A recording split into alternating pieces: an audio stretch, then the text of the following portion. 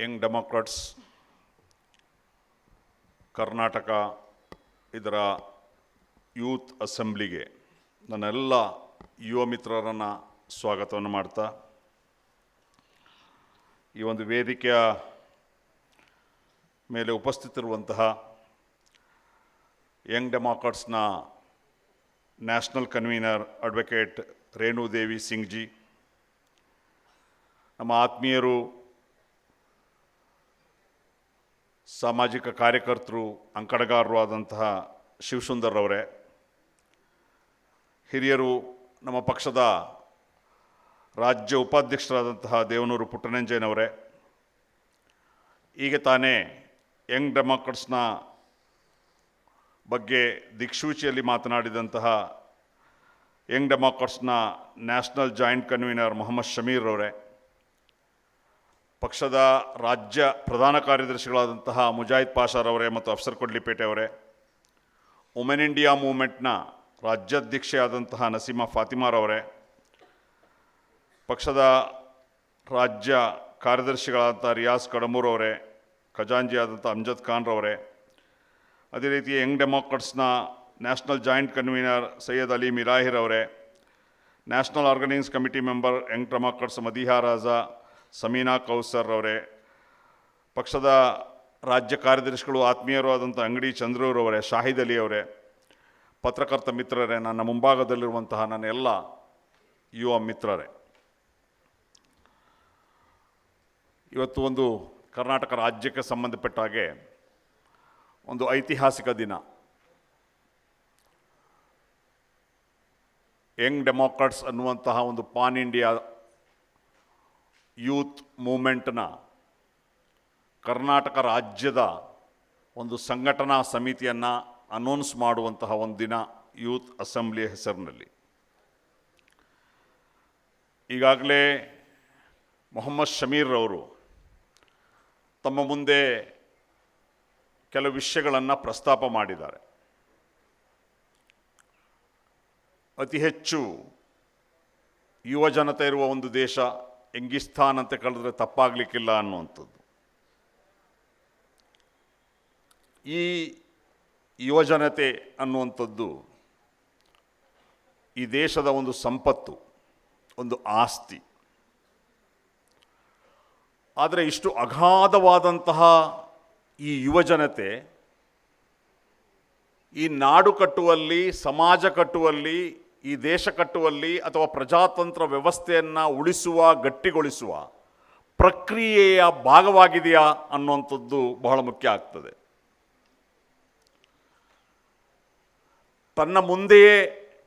ತಮ್ಮ ಮುಂದೆಯೇ ದೇಶ ಅಧೋಗತಿಗೆ ಹೋಗುತ್ತಿರಬೇಕಾದ್ರೆ, ನಮ್ಮ ಮುಂದೆಯೇ ಈ ದೇಶ ಸರ್ವಾಧಿಕಾರಿಯತ್ತ ಹೋಗ್ತಾ ಇರಬೇಕಾದ್ರೆ, ನಮ್ಮ ಮುಂದೆ ನಮ್ಮ ಸಂವಿಧಾನದ ಹಕ್ಕುಗಳನ್ನು ಕಿತ್ತುಕೊಳ್ತಾ ಇರಬೇಕಾದ್ರೆ, ಕಣ್ಣು ಮುಂದೆ ನಮ್ಮ ಎಲ್ಲ ಹಕ್ಕುಗಳನ್ನು ಬಹಿರಂಗವಾಗಿ ಕಿತ್ತುಕೊಳ್ಬೇಕಾದ್ರೆ, ಈ ದೇಶದಲ್ಲಿರುವ ಜನತೆ, ಅದರಲ್ಲೂ ವಿಶೇಷವಾಗಿ ಯುವ ಜನತೆ ಇದರ ಬಗ್ಗೆ ಯಾಕೆ ನಿರ್ಲಿಪ್ತ ಆಗಿದೆ, ಯಾಕೆ ಸೈಲೆಂಟ್ ಆಗಿದೆ ಅನ್ನುವಂಥದ್ದು ಬಹುದೊಡ್ಡ ಕ್ವಶನ್ ಮಾರ್ಕ್. ಹಾಗಾಗಿ ಇದನ್ನು ಪ್ರಶ್ನೆ ಮಾಡುವವರಿಲ್ಲ ಅಂತ ಇಲ್ಲ, ಪ್ರಶ್ನೆ ಮಾಡುವವರಿದ್ದಾರೆ. ಎದೆಯಲ್ಲಿ ಆ ಕುದಿತ ಇದೆ, ಆ ಆಕ್ರೋಶ ಇದೆ, ಓ ಬೇಚೇನಿ ಹೇ. ಆದರೆ ಅವರಿಗೆ ಸರಿಯಾದಂತಹ ದಿಕ್ಕಿಲ್ಲ, ಗುರಿ ಇಲ್ಲ, ಒಂದು ಪ್ಲಾಟ್ಫಾರ್ಮ್ ಇಲ್ಲ. ಈ ದೇಶದ ಯುವಜನತೆಗೆ ಒಂದು ಸ್ಪಷ್ಟವಾದ ಗುರಿಯೊಂದಿಗೆ, ಸ್ಪಷ್ಟವಾದ ವಿಷನ್ನೊಂದಿಗೆ ಸಮಾಜವನ್ನು ಕಟ್ಟುವ, ದೇಶವನ್ನು ಕಟ್ಟುವ, ಪ್ರಜಾತಂತ್ರ ವ್ಯವಸ್ಥೆಯನ್ನು ಗಟ್ಟಿಗೊಳಿಸುವ ಒಂದು ವಿಷನ್, ಒಂದು ದೃಷ್ಟಿಕೋನವನ್ನು ನೀಡಬೇಕು ಅಂತಲೇ ಈ ದೇಶದಲ್ಲಿ ಉದಯಿಸಿದ ಒಂದು ಯುವ ಸಂಘಟನೆ ಆಗಿದೆ ಯಂಗ್ ಡೆಮಾಕ್ರಾಟ್ಸ್.